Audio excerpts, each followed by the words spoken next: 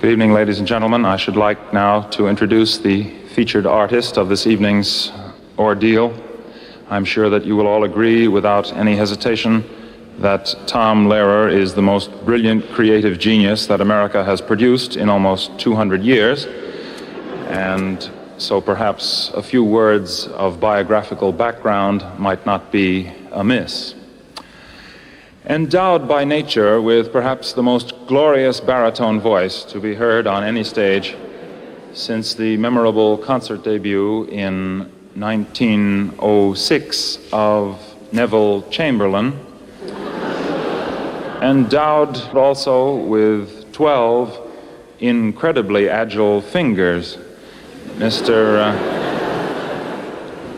Lehrer has had a long and varied career in the field of entertainment, starting with 9 years at Harvard University, where it was that he first decided to devote his life to what has since become a rather successful scientific project, namely the attempt to prolong adolescence beyond all previous limits.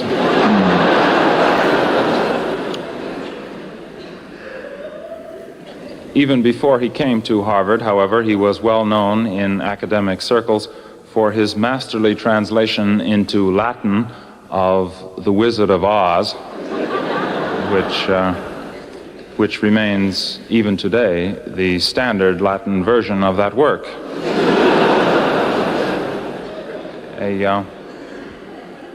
A few years ago, he was inducted forcibly into the United States Army and spent most of his indenture in Washington as a sort of Army liaison to the Office of Naval Contemplation.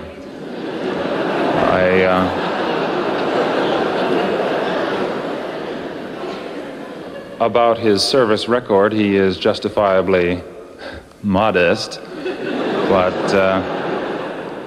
it is known that in a short time he rose to the rank of brigadier general. However, before he could acquire tenure, he was discharged, and owing to nepotism and intrigue, he emerged with only the rank of specialist third class, which was roughly equivalent in the American Army to your rank of corporal without portfolio.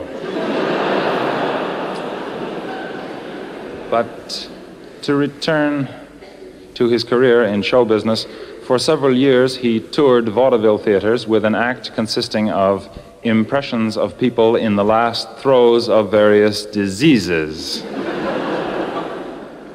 Some of you here tonight perhaps may recall with pleasure his memorable diphtheria imitation. He is generally acknowledged to be one of the greatest living American composers and is currently working on a musical comedy based on the life of Adolf Hitler. So without further ado, Tom Lehrer.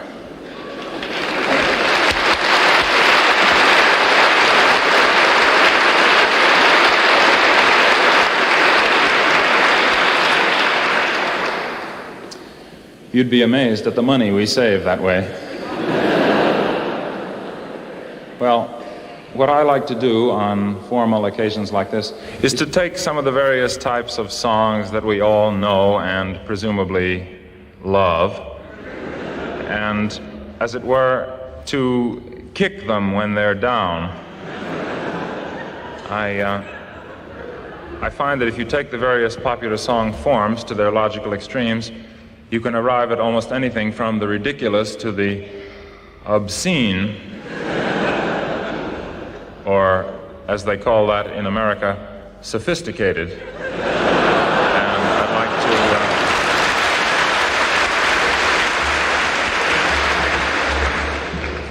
I'd like to illustrate with several hundred examples for you this evening. First of all, I thought I'd start off with a really typical American type of song to get you attuned to my foreign accent. One of the favorite topics for American songwriters is our South, or as we call it, Dixie. And it's always seemed to me, though, that most of these songs really don't go far enough. The following song, on the other hand, goes too far. It's called I Want to Go Back to Dixie.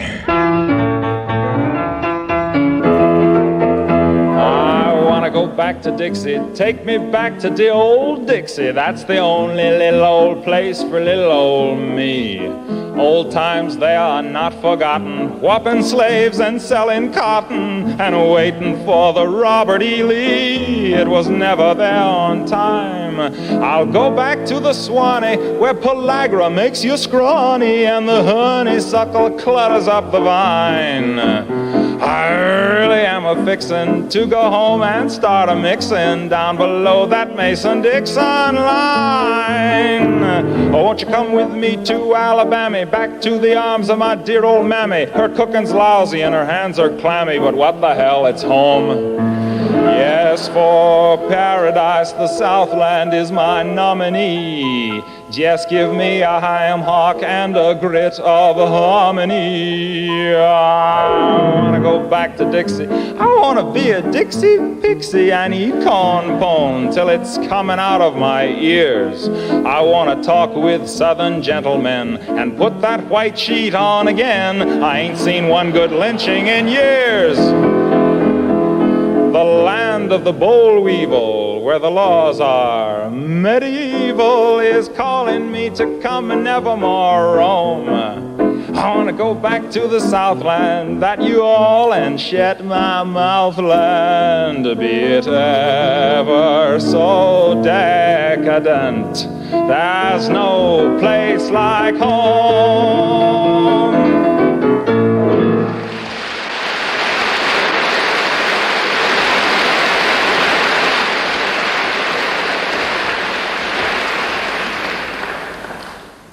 I should like to insert a small footnote at this point to the effect that I shall be singing these songs in the original American, but I will attempt to explain them briefly in English as I go along.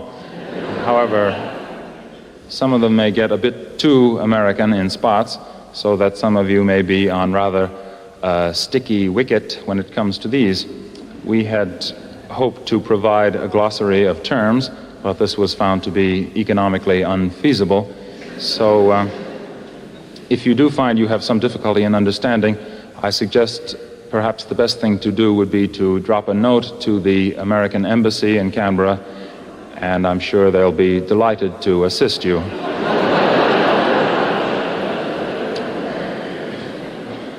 Failing that, though, if there is any difficulty in comprehension, I would suggest that you approach this evening's performance in the same spirit as you would, say, a performance of a Wagner opera in German, namely that the sheer, overwhelming beauty of the music precludes the necessity for understanding exactly what's going on. But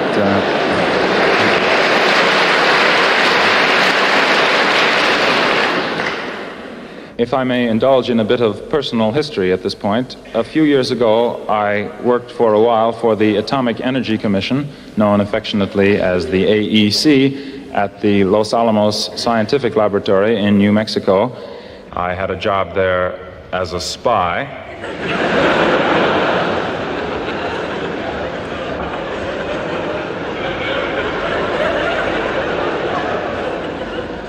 I expect you know that the staff out there at that time was composed almost exclusively of spies.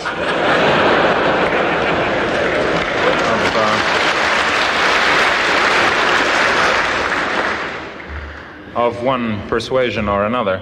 And as some of you may know, New Mexico is in the heart of the gun, smoke, and wagon train district, although in recent years, the area has been used for testing of somewhat more refined weapons than those used in the old westerns, and nowadays a security clearance is a more valuable thing to have than a shooting iron.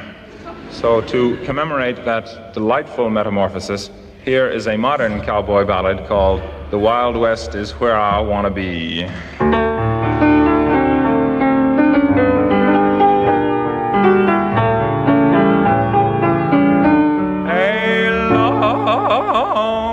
Trail you'll find me loping while the spaces are wide open in the land of the old AEC, while the scenery's attractive and the air is radioactive. Oh, the Wild West is where I wanna be. Mid the sagebrush and the cactus, I'll watch the fellas practice dropping bombs through the clean desert breeze. I'll have on my sombrero, and of course I'll wear a pair of Levi's over my lead BVDs. I will leave the city's rush, leave the fancy and the plush, leave the snow and leave the slush and the crowds. I will seek the desert's hush, where the scenery is lush. How I long to see the mushroom clouds. Mid the yuccas and the thistles, I'll watch the guided missiles while the old FBI watches me. Yes, I'll soon make my appearance, soon as I can get my clearance, 'cause the Wild West is where I wanna be.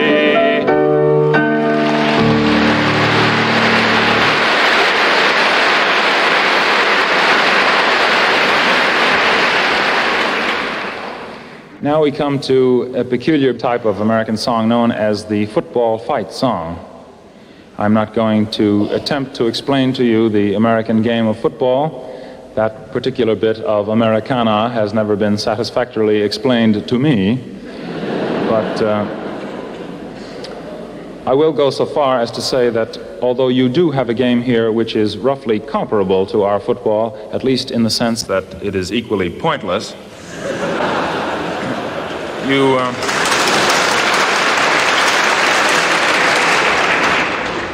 do not, I believe, have any counterpart to our football fight song, and it is with that aspect of the problem that I propose to deal. Many years ago, during my undergraduacy, there used to be these long, long Saturday afternoons in the autumn with nothing to do. The library was closed. Just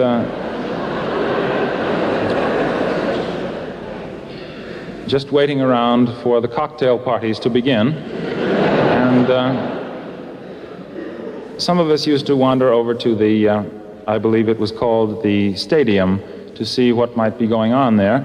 And on occasions like this, one did come to realize that the football fight songs, which one hears in comparable American stadia, have a tendency to be somewhat uncouth and even violent, and that it would be refreshing, to say the least, to find one that was a bit more genteel. And here it is, dedicated to my own alma mater and called Fight Fiercely, Harvard.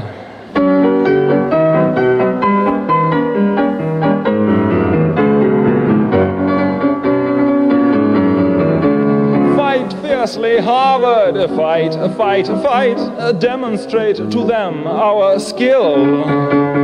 Albeit they possess the might, nonetheless we have the will. How we will celebrate our victory. We shall invite the whole team up for tea. How jolly. Hurl that spheroid down the field and fight, fight, fight. Fight fiercely, Harvard, fight, fight, fight. Impress them with our prowess, do. Oh, fellows, do not let the crimson down. Be of stout heart and true. Come on, chaps, fight for Harvard's glorious name. Won't it be peachy if we win the game? Oh, goody. Let's try not to injure them, but fight, fight, fight. Let's not be rough, though. Fight, fight, fight, and do fight fiercely. Fight, fight, fight.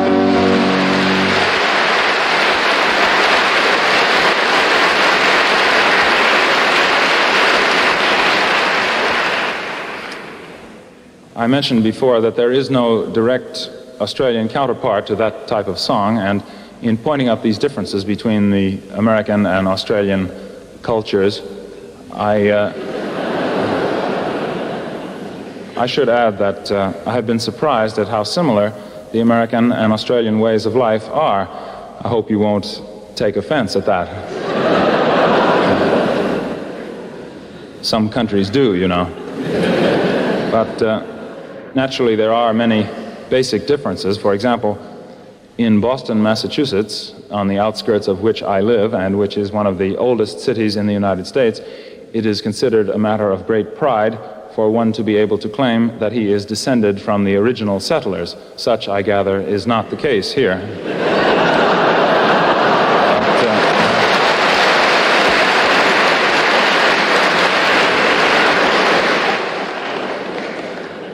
But while I'm on this general subject, I should be frank and say that there are many respects in which you are definitely years behind us. For example, your divorce rate, your juvenile delinquency rate, your mental illness rate are all shockingly low compared to ours. And I do feel that you will have to put your shoulders to the wheel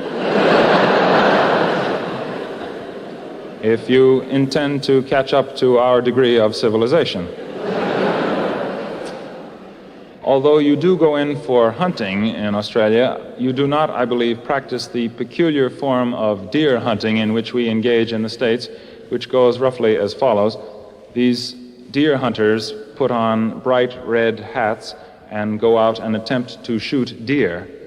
If they succeed in this, they tie them to the sides and the front and the tops of their cars and drive them home. What they do with them when they get them home, I have not been able to ascertain. I suspect that some sort of primitive sacrament is involved. But anyway, that's the way it's supposed to work in theory, but actually, during the hunting season, which takes place in the autumn, you see almost every day at least one item in the newspapers about somebody who has shot someone else under the impression, presumably, that he was a deer with a bright red hat.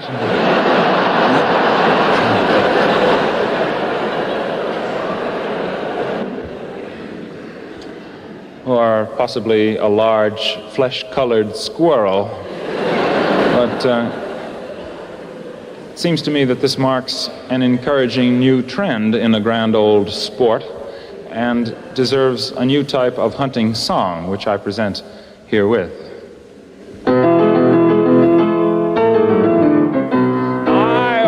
Will remember 'twas a year ago November, I went out to hunt some deer on a morning bright and clear. I went and shot the maximum the game laws would allow, 2 game wardens, 7 hunters, and a cow. I was in no mood to trifle, I took down my trusty rifle and went out to stalk my prey. What a haul I made that day. I tied them to my fender and I drove them home somehow. 2 game wardens, 7 hunters, and a cow. The law was very firm, it took away my permit, the worst punishment I ever endured. It turned out there was a reason, cows were out of season, and one of the hunters wasn't insured. People ask me how I do it, and I say there's nothing to it. You just stand there looking cute, and when something moves, you shoot. And there's 10 stuffed heads in my trophy room right now, 2 game wardens, 7 hunters, and a purebred Guernsey cow.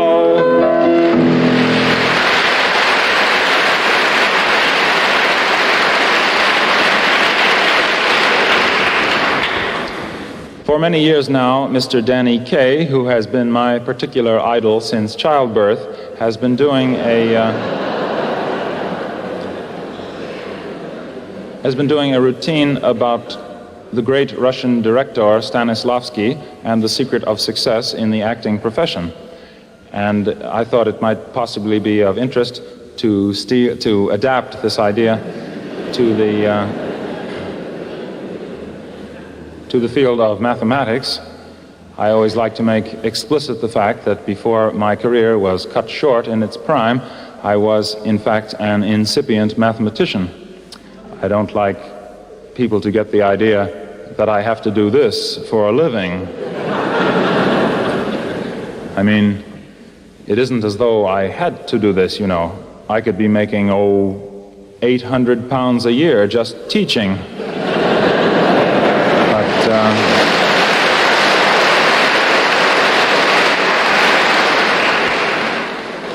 But be that as it may, some of you may have had occasion to run into mathematicians and to wonder, therefore, how they got that way.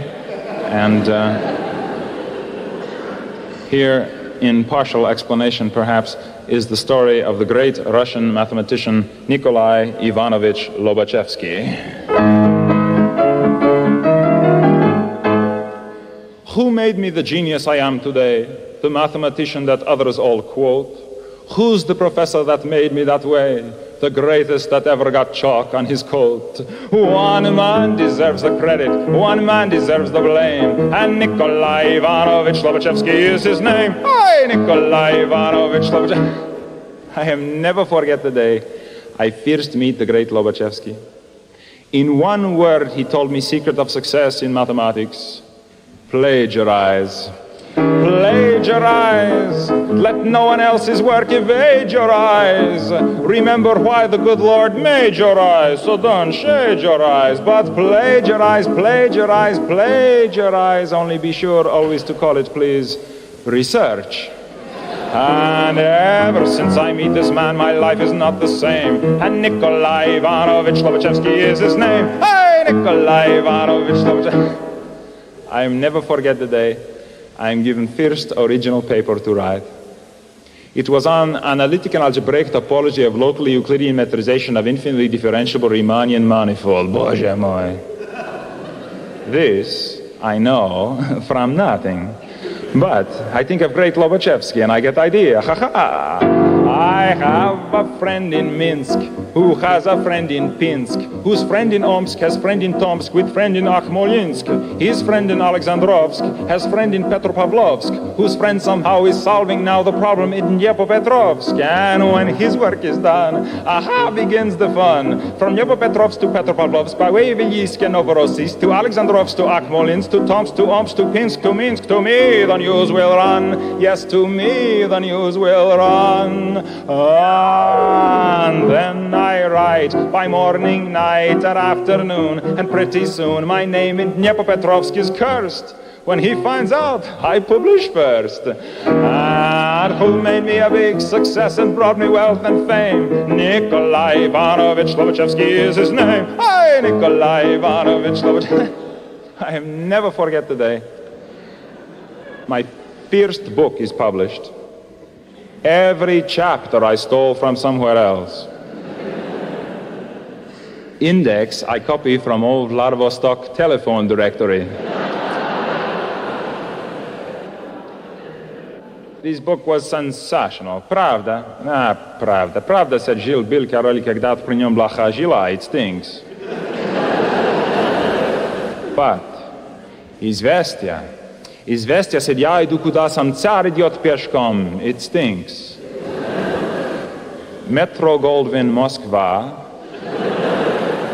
bought the movie rights for 6 million rubles, changing title to The Eternal Triangle, with Marilyn Monroe playing part of hypotenuse. And who deserves the credit and who deserves the blame? Nikolai Ivanovich Lobachevsky is his name. Hey!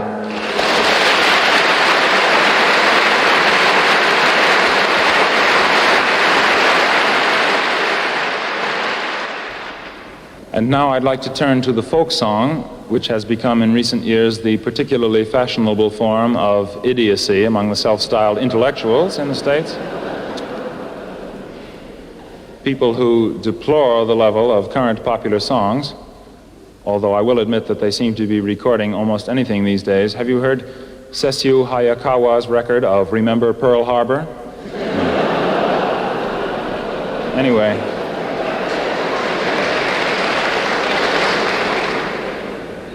people who deplore the level of current popular songs and yet will sit around enthralled singing Jimmy Crack Corn and I Don't Care,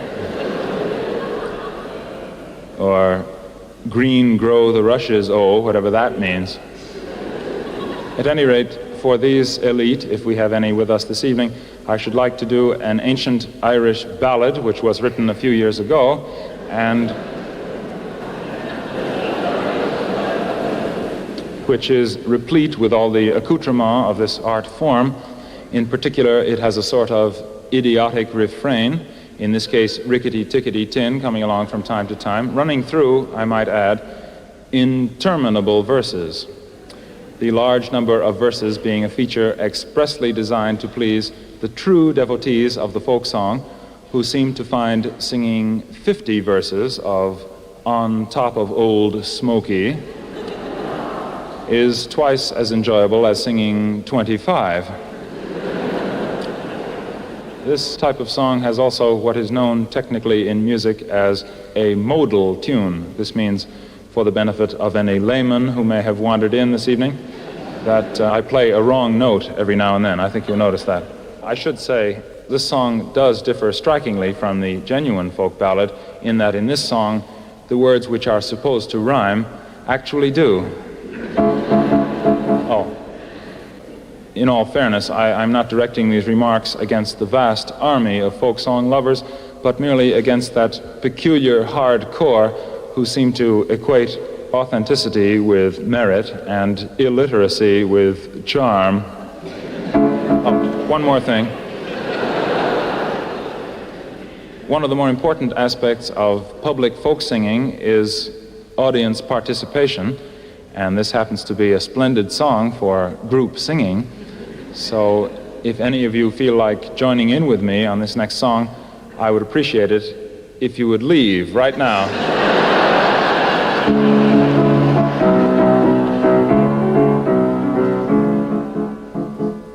About a maid I'll sing a song, sing rickety-tickety-tin. About a maid I'll sing a song who didn't have her family long. Not only did she do them wrong, she did every one of them in.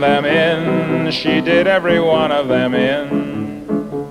One morning in a fit of pique, sing rickety-tickety-tin. One morning in a fit of pique, she drowned her father in the creek.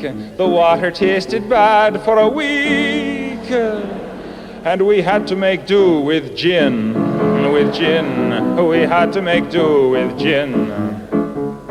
Her mother she could never stand, sing rickety-tickety-tin. Her mother she could never stand, and so a cyanide soup she planned. The mother died with a spoon in her hand, and her face in a hideous grin, her face in a hideous grin.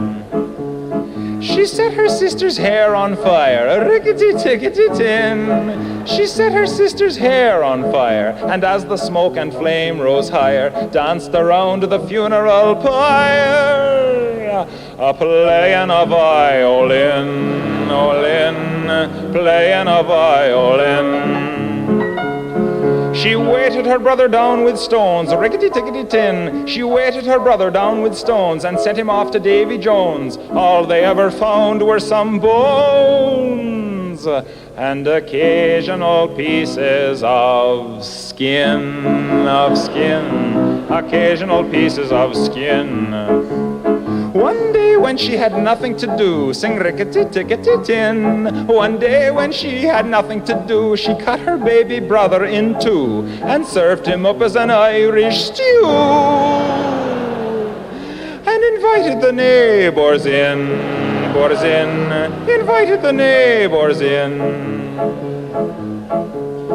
And when at last the police came by, sing rickety-tickety-tin. And when at last the police came by, her little pranks she did not deny. To do so she would have had to lie, and lying she knew was a sin,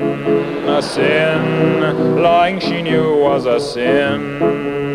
My tragic tale I won't prolong, rickety-tickety-tin. My tragic tale I won't prolong, and if you do not enjoy my song, you've yourselves to blame. If it's too long, you should never have let me begin.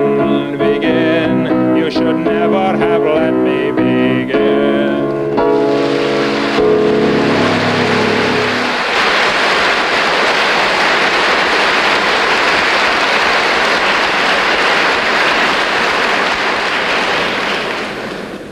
The most popular type of popular song in any country is, of course, the love song, and I'd like to illustrate several subspecies of this form during the evening. First of all, the type of love song in which the fellow informs the girl that although the years ahead will almost certainly destroy every vestige of her already dubious charms, that nonetheless his love for her will shine on forever through the years, you know? Another example of stark realism in the popular song. This particular example is called When You Are Old and Gray, and I'd like to dedicate it to anyone in the audience who is still in love with each other. Since I still appreciate you, let's find love while we may, because I know I'll hate you when you are old and gray. So say you love me here and now, I'll make the most of that. Say you love and trust me, for I know you'll disgust me when you're old and getting fat. An awful debility, a lessened utility, a loss of mobility is a strong possibility. In all probability, I'll lose my virility, and you your fertility and desirability. And this liability of total sterility will lead to hostility and a sense of futility. So let's act with agility while we still have facility, for we'll soon reach senility and lose the ability. Your teeth will start to go, dear. Your waist will start to spread. In 20 years or so, dear, I'll wish that you were dead. I'll never love you then at all the way I do today. So please remember, when I leave in December, I told you so in May.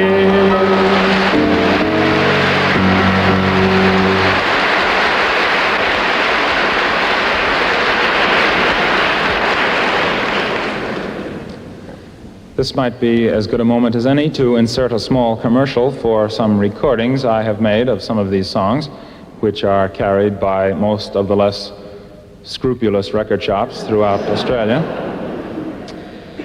If your own favorite record dealer does not have them, I suggest you simply belt him one right in the teeth. These recordings were designed actually for those discriminating few in each community to whom quality is no object. But there is one difficulty with them. I should be frank with you. They are unfortunately unbreakable. However, we have a vast research staff at work on this very problem, even now as I address you here. And we hope to make them in time, if not breakable, at least soluble in water.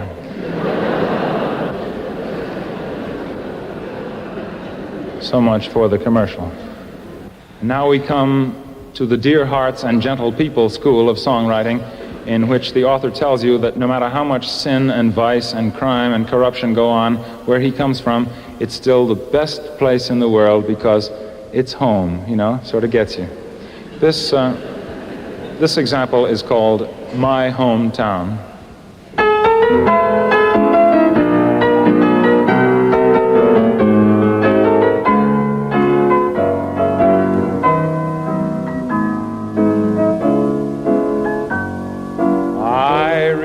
a yen to go back once again, back to the place where no one wears a frown, to see once more those super special, just plain folks in my hometown.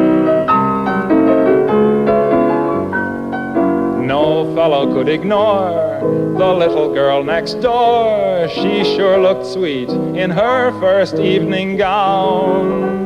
Now there's a charge for what she used to give for free in my hometown. I remember Dan, the druggist on the corner. He was never mean or ornery, he was swell. He killed his mother-in-law and ground her up real well, and sprinkled just a bit over each banana split. The guy that taught us maths, who never did take baths, acquired a certain measure of renown. And after school he sold the most amazing pictures in my hometown. That fellow was no fool who taught our Sunday school, and neither was our kindly Parson Brown. I think I'll leave this line out. There may be someone here tonight from Adelaide in my hometown.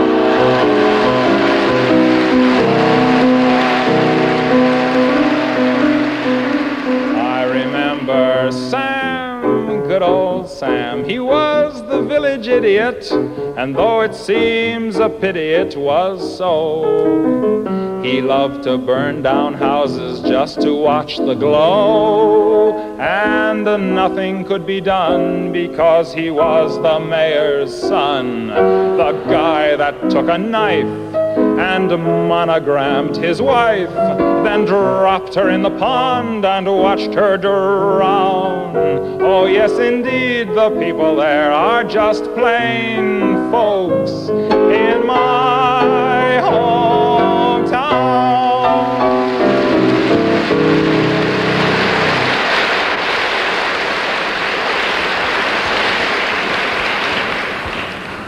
You're probably familiar with songs about the old lamplighter and the old dream peddler and the old garbage collector and all these lovable old characters that go around spreading sweetness and light to their respective communities. But it's always seemed to me that there is one member of this happy band who does an equally fine job, but who has never been properly celebrated in song or story. And this is an attempt to remedy, at least in part, that deplorable situation.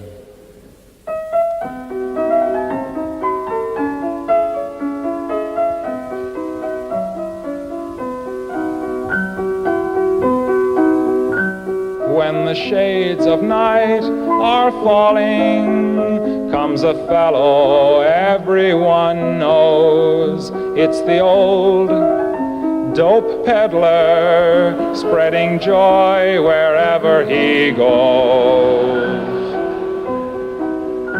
Every evening you will find him around our neighborhood. It's the old dope peddler, doing well by doing good. He gives the kids free samples because he knows full well that today's young innocent faces will be tomorrow's clientele. Here's a cure for all your troubles. Here's an end to all distress. It's the old dope peddler with his powdered happiness.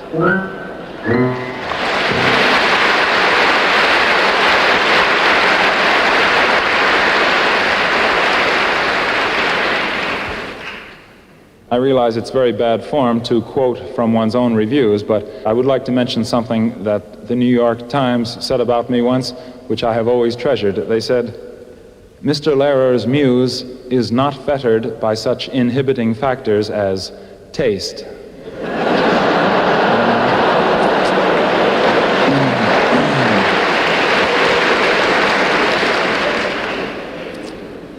But enough of former triumphs. I'd like to turn again to the love song and illustrate I generally like to include at least one or two love songs in the evening's program, partly perhaps to convince people that even at the Harvard University Graduate School, that hotbed of celibacy that I used to call home,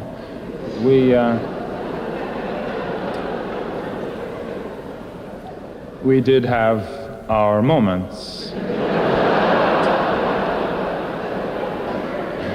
Anyway, I'd like to consider the Viennese waltz variety of love song of the Franz Lehrer Johann Strauss school, conjuring up images of gaily waltzing couples and probably stale champagne drunk from sweaty slippers.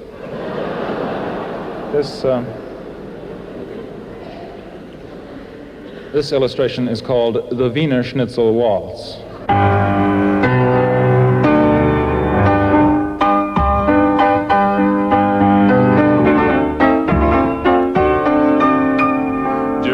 Remember the night I held you so tight as we danced to the Wiener Schnitzel Waltz? The music was gay and the setting was Viennese. Your hair wore some roses, or perhaps they were peonies. I was blind to your obvious faults as we danced across the scene to the strains of the Wiener Schnitzel Waltz.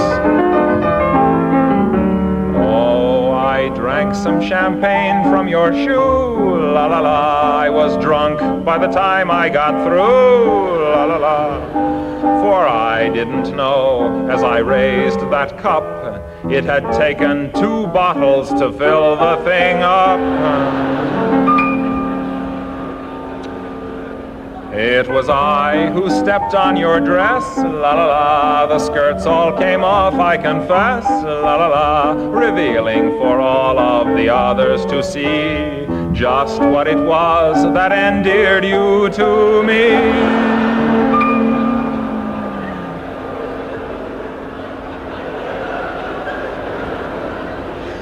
I remember the night I held you so tight as we danced to the Wiener Schnitzel Waltz. Your lips were like wine, but your teeth rather yellowish.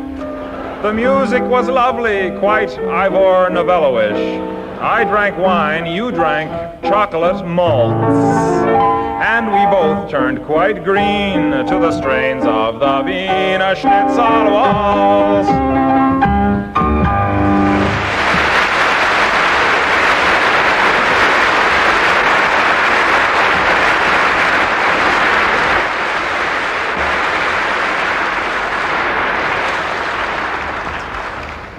One more love song. This one is a tender little ballad entitled simply, I Hold Your Hand in Mine.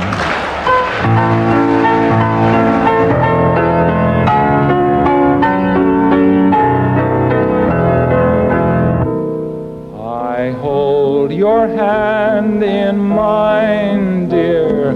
I press it to my lips.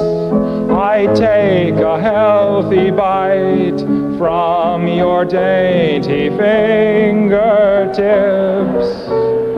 My joy would be complete, dear, if you were only here. But still I keep your hand as a precious souvenir. The night you died, I cut it off. I really don't know why. For now each time I kiss it, I get blood stains on my tie.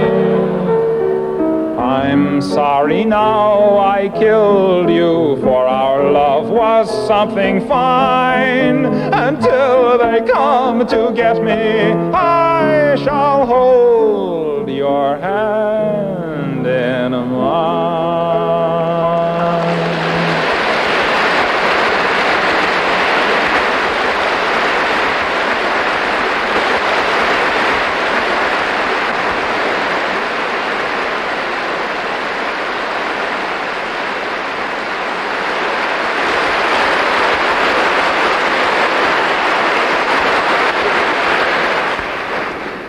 Ah, very good.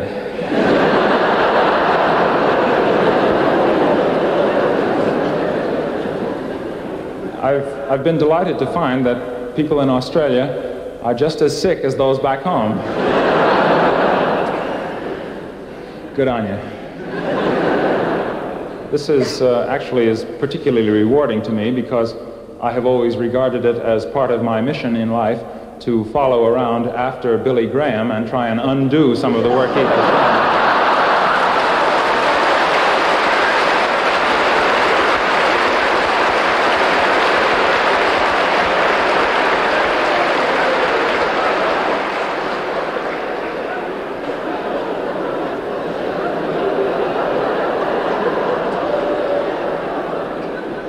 I see.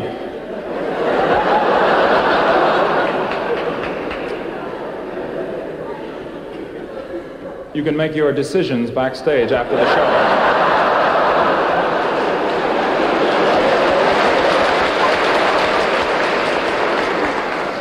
Well, anyway, I have time for one more here, and this is a little song dedicated to the Boy Scouts.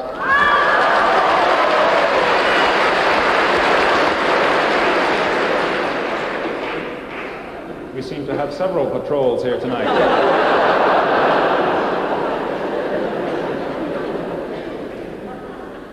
The Boy Scouts, those noble little bastions of democracy.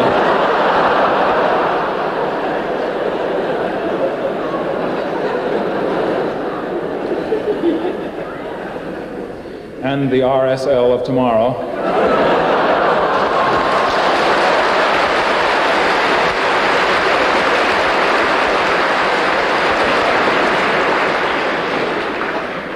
Their motto is, as you know, be prepared, and that is the name of the song.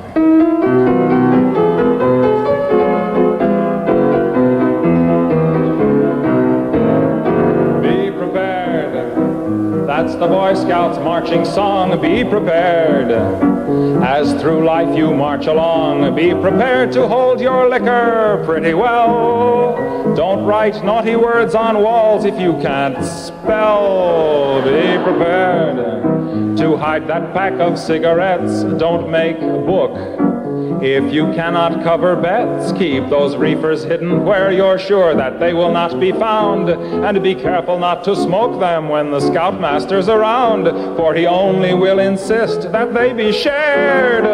Be prepared. Be prepared. That's the Boy Scouts' solemn creed. Be prepared. And be clean in word and deed. Don't solicit for your sister, that's not nice, unless you get a good percentage of her price. Be prepared, and be careful not to do your good deeds when there's no one watching you. If you're looking for adventure of a new and different kind, and you come across a Girl Scout who is similarly inclined, don't be nervous, don't be flustered, don't be scared. Be prepared.